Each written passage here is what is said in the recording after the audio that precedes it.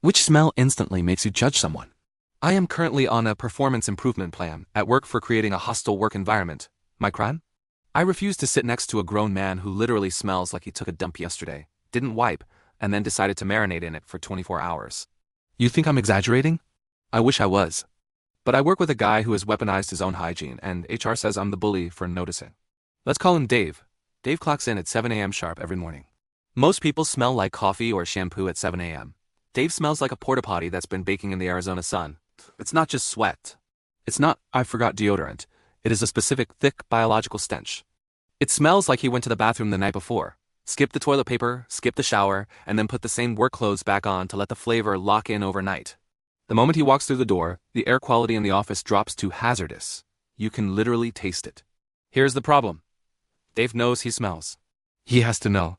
But he also knows the company handbook better than anyone else. The first time I tried to handle it politely, I just opened a window. Dave complained it was too cold. The next day, I put a small air purifier on my desk. Dave went to our manager and said the noise was distracting him from his duties. Finally, I pulled my manager aside and said, "Look, it's unbearable. It smells like raw sewage. You have to say something." My manager looked me dead in the eye and said, "We can't. Discussing an employee's personal scent falls under harassment and body shaming. If you bring it up again, it's considered workplace bullying." So I was trapped. I had to sit there and breathe in Dave's marinade for 8 hours a day. But the breaking point came last Tuesday. We had a mandatory team huddle in the small conference room. No windows. Door closed for privacy. Dave sat right next to me. The room heated up. The smell began to expand. It was so thick I was gagging. I was holding my breath, turning purple, trying not to vomit on the conference table. I stood up and said, "I'm sorry, I have to step out. I feel sick." Dave smirked and said, "Is it something I did?" I snapped. I looked at him and said, "Dave, honestly? Yes, you smell like you haven't wiped since the Bush administration." The room went silent. I walked out. An hour later, I was in HR being read the riot act about dignity and respect. They threatened to fire me, but here's the twist.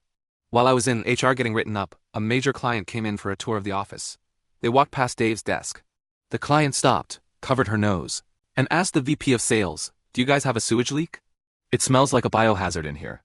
The client actually cut the tour short and left because of the nausea. Suddenly, HR doesn't think it's bullying anymore. Now it's a business continuity issue. Dave was sent home with a mandatory hygiene checklist and told not to return until the issue was resolved.